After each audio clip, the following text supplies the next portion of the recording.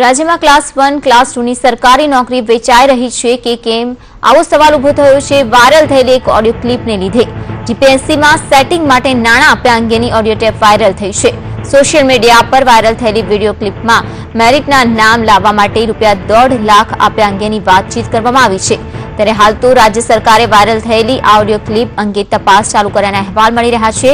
જીપીએસસીનું પરિણામ જાહેર થયા પછી ઉમેદવાર ડોક્ટર સેજલ ભટ્ટ અને જીપીએસસીમાં સેટિંગ કરનાર સંદીપ પટેલ નામના દલાલ વચ્ચે મોબાઈલ વાતચીતનું રેકોર્ડિંગ વોટ્સએપમાં વાયરલ થયું છે, જેમાં સ્પષ્ટ થાય છે કે જીપીએસસી પોતાની ઓફિસોમાં દલાલોથી સાવધાન રહેવા પાટિયા મારે કે જાહેરાતો કરે તેમ છતાંય નોકરી માટે સેટિંગ થાય છે।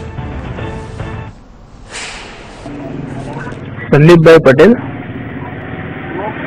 ડોક્ટર સેજલ ભટ્ટ, કૌશિકભાઈ પાઠકનો ભાણિયો।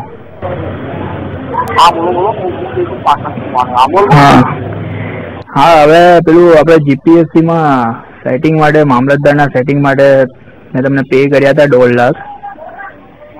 1 લાખ જગદીશભાઈ પટેલ થ્રુ અને 50,000 મારી ફ્રેન્ડ નિમિષા દોડિયા થ્રુ। હવે કાલે રિઝલ્ટ ડિક્લેર થયું છે। હા, પણ એમાં મારો નંબર નથી।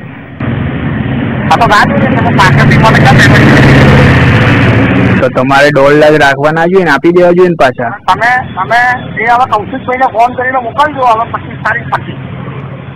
મારે 25 તારીખ પછી એવું નહીં, તમે આ વાત મને પહેલા કેમ ના કરી કે આ $1.5 લાખ આપે હવે કામ નહીં થાય, તમે આ પાછા લઈ લો। તો કૌશિકભાઈએ તો મને એવું કીધું કે એમને એવું કીધું છે કે હું રિઝલ્ટ આવે પછી આપજો મને પૈસા, તમે એવું કીધું છે।